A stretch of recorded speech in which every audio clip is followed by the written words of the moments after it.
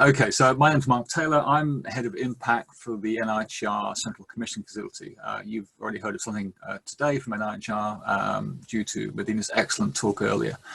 I'm going to talk about my work in impact and what it may or may not mean in very broad terms with implementation issues, but obviously from a funder's perspective. I do need to point out, though, that I work part-time for NIHR. 3 days a week. I do some other stuff for other people, including I'm part of the British Medical Journal's Patients Panel. And that may come into the conversation or the talk as we go through. Okay, so I want to talk about the context of NIHR and the context of our work when it comes to impact. Context is incredibly important as far as I'm concerned. It's the frame, the definition, type of context. And this is a quote from Untitled Chapter, the good psychologist. Context, as we said before, determines the meaning of things. If you haven't understood the context in what you're working, it's very difficult to try and explain the impact of what you're doing. And this is all about our biases, whether they're conscious and unconscious. And they are important to remember in impact assessment. I'm over-clicking. I do again, over-clicking. Apologies. So the context in where I work, in which I work, in the context of NIHR, is pretty obvious in some ways. We live in a world of multimorbidity. And this is a serious issue because we're not really prepared for it. There was a lovely report from the Association of Medical Sciences that talked about the fact that most health services, including the NHS, are not designed to care for patients with multiple illnesses. And that's problematic.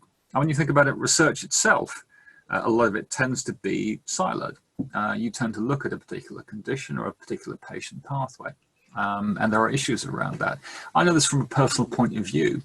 I've had multiple sclerosis for over 18 years now, but I also have other issues that go with that and other issues that have just come along on the side of that. So I have 3 or 4 consultants looking after my care. And I know from experience that the NHS it tries its best. Obviously, it's not quite set up to do that. And I believe that can be said about most healthcare services across the world. When it comes to the UK, I don't think this is different for places like the States and Europe, and blah, blah, blah. We are living longer. We were at least until recently. And dementia is rising. So that's the context for the Department of Health that funds the NIHR. That's the context in which we wish to have impact and which we need to implement into. But equally, very importantly, in my view, we don't stand alone. Research is not done simply by NIHR. We're part of a pathway. People fund research before us and after us. So we don't fund research in a single point. As Medina showed in her earlier slides, we do a lot of programs which fund different parts of the pathway. So it's not uncommon for research that starts with funding from, say, the Medical Research Council, then get some NIHR funding, then get some funding from a specialist medical research charity, then comes back to us at a later stage. There are lots of people who are involved in getting research to market, if I can use that terrible term. So that's the context in what we do, or the context in which NIHR work. It's the context in which I look at impact for NIHR. Very much a cultural change issue more than anything else. But something that I tend to talk about a lot is actually getting people to define the problem, the issue that we're trying to solve. What are we actually doing an impact assessment on? What are we trying to evaluate? I had a call with some colleagues today who want to do an evaluation of a program of research that NIHR fund. And actually what I want them to do with us to start with is a scoping review. What actually are we talking about? And again, another great quote from Einstein: if I had an hour to solve the problem, I'd spend 55 minutes thinking about the problem and 5 minutes thinking about the solution. A lot of work goes nowhere in some ways when it comes to impact evaluation and assessment, because people assume they know what the problem is that they're evaluating, which is problematic, no pun intended. And we need to think about the fact that it depends on the lens. I go back to the context again. That will actually define sort of the impact that we're looking at. And that lens can be structural, can be organizational. depending on what you're looking at or where you work, you'll have a different impact lens. From the UK's perspective, perhaps one of the best lenses to talk about is the REF process. So we have the REF system, which every 7 years basically evaluates the value of research done with UK universities up and down the country. And that's basically an accountability lens. That's a lot of taxpayers' money being spent on research. And there needs to be an accountability angle for that. Whereas when you think about NICE and the way they evaluate usable evidence for clinical guidelines, that's very much an analysis gig in that sense. Whereas some of the stuff that medical research charities do, or even IHR, is an advocacy question, where you are looking at impact because you are using it as a way for advocacy purposes. For medical research charities, it's very much for fundraising purposes. That's one way of looking at it. So the 4 A's of research impact assessment are always very important. And again, it's something that comes up time and time again when people ask me about impact assessment from NIH's perspective.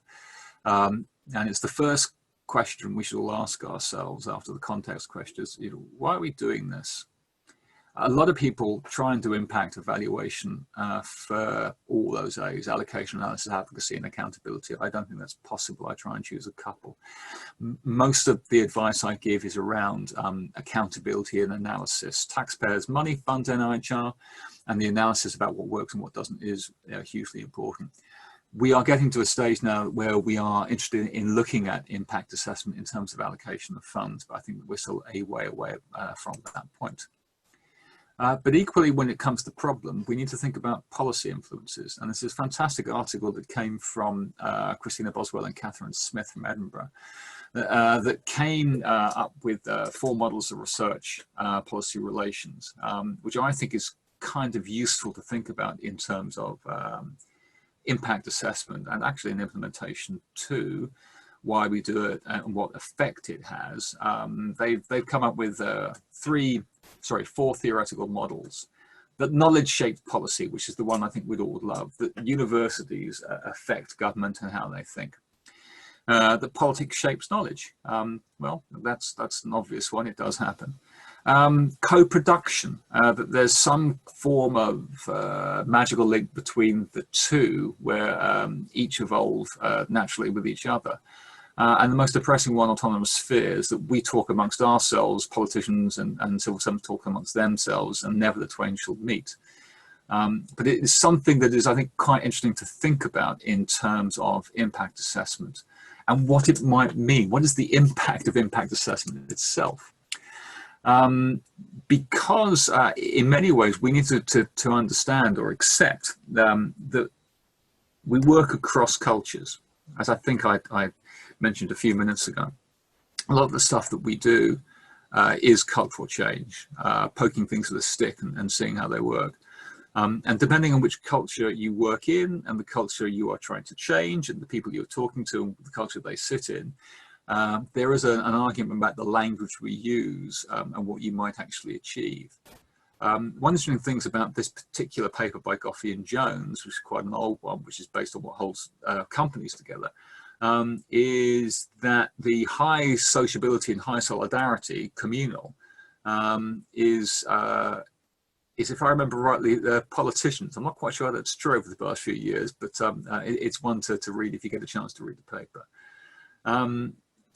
Research management tends to be perceived as mercenary. People get quite offended by that word because it's an emotional one, but low sociability but high solidarity. Partly, I think, because of the style and nature of the work. Fragmented, if I remember, is lawyers. Network tends to be academia. And also one of the problems is, and a lot of reasons why some impact assessment and evaluation doesn't necessarily create change, is that people don't sit down and work out who you're trying to influence when you start the process in the first place. So a lot of the reports are very well written, a lot of evaluations are extremely professionally done, but they're aimed at the wrong people. They're not aimed at the people who you need to change behavior when you implement to have the long-term impact that you all help or hope for. And we also need to take into account when we're trying to define the problem is that impact takes time. The average time for impact assessment is about 17 years. Sorry, for a research to have an impact is about 17 years. Now, that's translational research. That's a number that's often quoted back at me when I chase people about the impact of their work. It is not every bit of research takes 17 years. There's a huge variation there that we need to take into account. Donald Rumsfeld, for those who remember, was not a very popular person, but he was right with his fantastically clear statement, although people took the mick at the time, that there are known knowns, there are known unknowns, and there are unknown unknowns. We need to be very wary or aware of what we know, what we think we know, and what we really don't know. And that is sort of led by our own biases, which I mentioned in the context statement of this little chat. Because we all do have a set of biases, conscious and otherwise, and obviously by definition, the unconscious biases we're not necessarily aware of. So this slide is basically my biases. I've worked for ICI, I've worked for I was a venture capitalist for a while, I worked for Merck. I did postgrad at Side Business School in Shah. I've been on the board of the AMS Society and asthma. I do stuff with the BMJ. I've had long-term MS. Until my other comorbidities took over. I used to be a keen triathlete. All these things bias me when I look at impact assessment. And it also biases me when I start to talk about implementation as well, because I know sort of what I want to see based on my background. And other considerations is that a lot of the impact work, personally, at the moment, I don't think takes into account the patient's perspective. And I did a little bit a couple of years ago for the BMJ opinion on the patient perspective when it comes to impact assessment. They are a key, if not the key stakeholder for what we do. If we are undertaking research in health and social care, and we're not affecting, if successful, if implemented, patients, in that sense, or the patient pathway, then you sort of wonder why we started in the first place. So very quickly, that's sort of the background to the impact work. It's a large cultural change program. It's poking people with a stick. It's a lot of coffee and cake discussions, but for there to be impact, there needs to be implementation. This came up actually in one of my first talks on impact, which was about 8 years ago, and Peter Brindle from Bristol at the end of my talk came up to me and said, the problem is, Mark, you talk about impact assessment, but too many goods are left at the factory door. NIHR pays for loads of research, and it's fantastic and it's wonderful, and it comes out with all these great ideas, and no one picks them up. And this is 8 years ago, actually. So things have changed, but that's always stuck in my mind when it comes to things like this. Sorry, double-clicked. NIHR doesn't do implementation in that sense, but we are obviously involved in it, and there are some very good examples of what we do.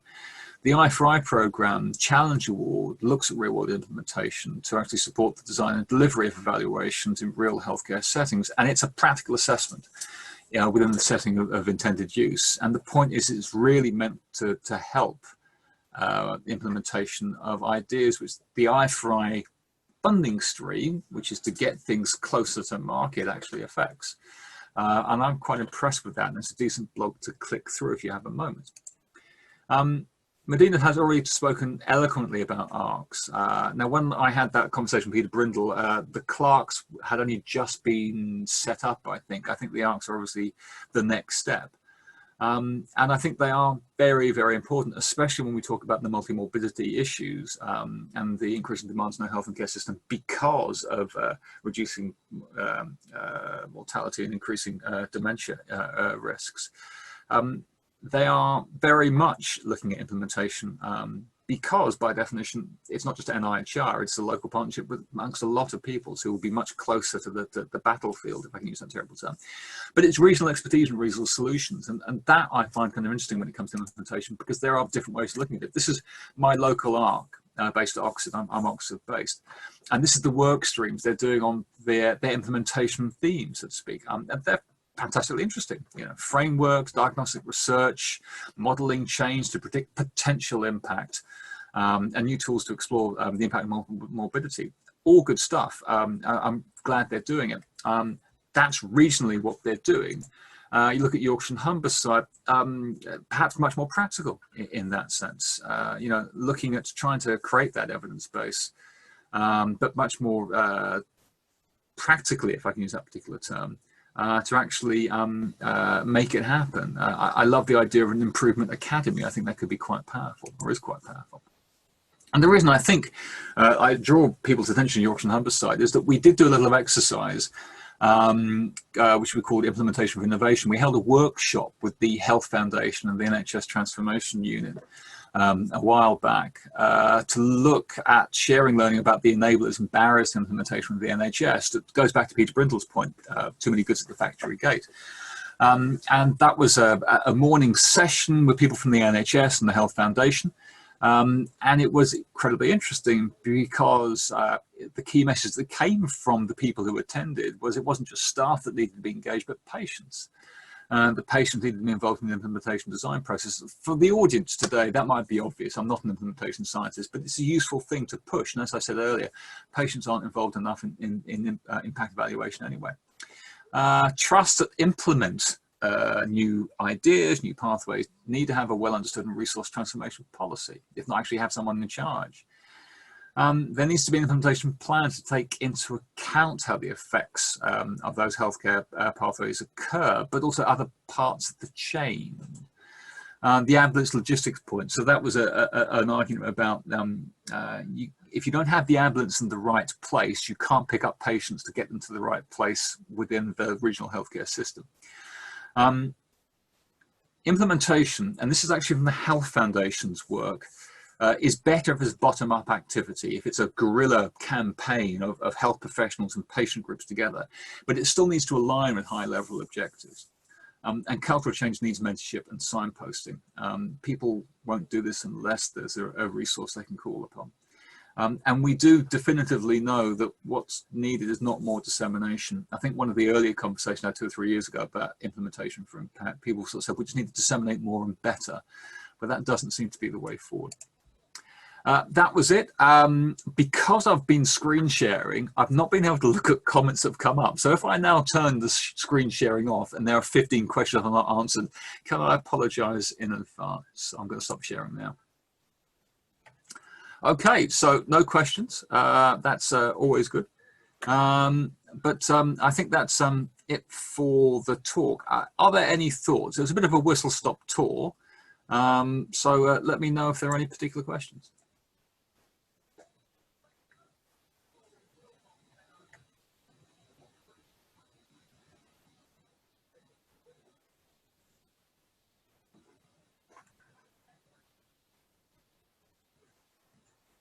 Any thoughts? I appreciate that there's normally only a 10-minute gap from 4:50 till 5 o'clock before the plenary, and an awful lot of people may be gasping for a cup of tea. And as a tea addict, I utterly get that. So I won't be offended at all if there are no questions whatsoever.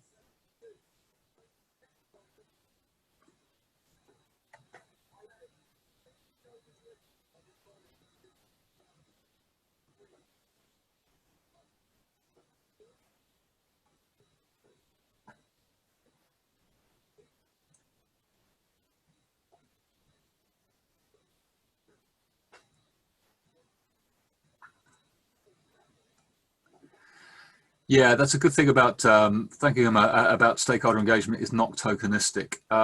So I think it's a real issue, I think, that no one has got right. We, NIHR spend a lot of time and effort with stakeholder engagement, but particularly groups such as patients through our Centre of Engagement Dissemination, run by Jeremy Taylor, but also through when it comes to stakeholder engagement with industry stakeholders through NOCRI, which Medina works at and does a fabulous job as well. The problem with stakeholder engagement becoming tokenistic is if it becomes managerial. So what I mean by that is stakeholder engagement actually should have a philosophical bent. There should be continual questions about why we do stakeholder engagement, not just how we do it and how we measure it. The moment it becomes managerial, it becomes tick box. The moment it becomes tick box, people don't take it seriously. So I'm a massive fan, especially some of the work on patient engagement, that we keep it philosophical and we find ways of becoming easier to work with. So I made a mistake of talking to a patient involvement expert about how we had to work harder to reach those hard to reach audiences, people who didn't normally engage with us. And she rightly took a strip off me saying, it's not them being hard to reach, it's us being hard to talk to. So there's a lot more work to be done. And I think the Centre of Engagement and Dissemination are doing that. Yeah, hard to reach is easy to ignore. And I think that's a very fair point. One of the things that I would love to do is, and I've written a paper on this, it's been accepted, but it's not published yet in JAWMA, is to run some work with online citizen juries models. So citizen juries is a good way, is an excellent way of gaining information and buy-in from particular groups of patient and public populations. The problem with them is they require people to give up a couple of days. And then what tends to happen is you get the same people who can give up a couple of days. Tends to be retired people or people of a certain age. And tends to be white middle class, which misses the point. Online citizens juries should, in theory, broaden that. You could then do these things in a period of bite-sized topics where people could sign in, just like we're doing here, but when it was convenient to them to see the evidence being presented before them. So I'm quite a fan of trialing online citizens juries to actually engage when it comes to impact assessment. I haven't had the time, or to be blunt, the resource to actually roll that out. We are a very small team. Any other thoughts?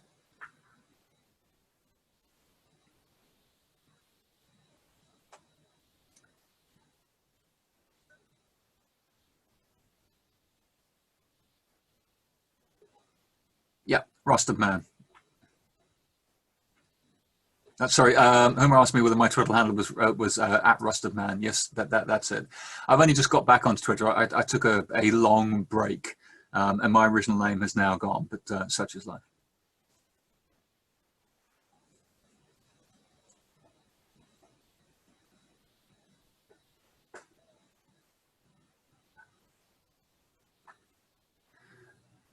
I think Naomi asked a good question about whether coaching is something that's coming to health implementation projects. There was a group in Salford, Salford Royal, who did a 1-year modular course to support NHS staff in their health implementation projects. I've forgotten what they were called. They were absolutely brilliant. However, they got absorbed into a more general group within the healthcare system in the Greater Manchester area, and it's a real shame. So if anyone remembers the Salford group's name, then gosh, they were fabulous. Anyone remember this? Anyone heard of the Salford group? They disappeared about 2 years ago, but they did do coaching for health and implementation.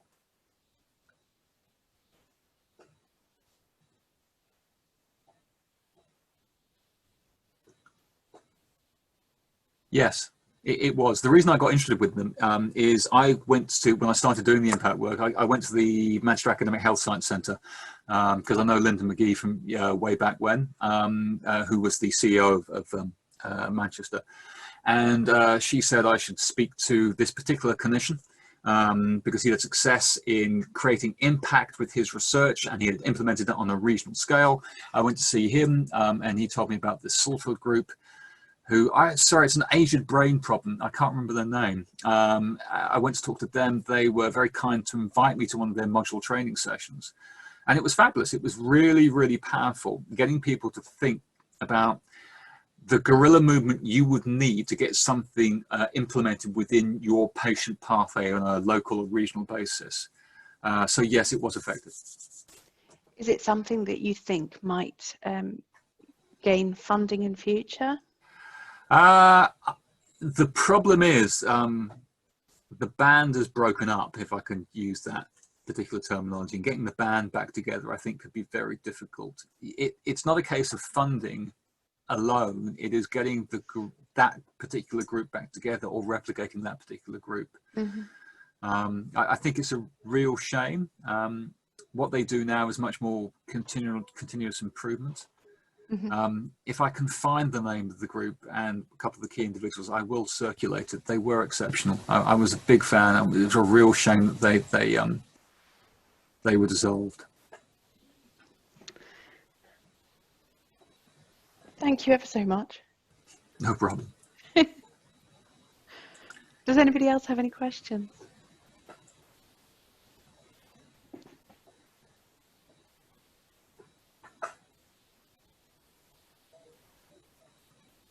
Well, thank you everyone for listening to me waffle for half an hour. I think everyone deserves a huge cup of tea and a slice of cake.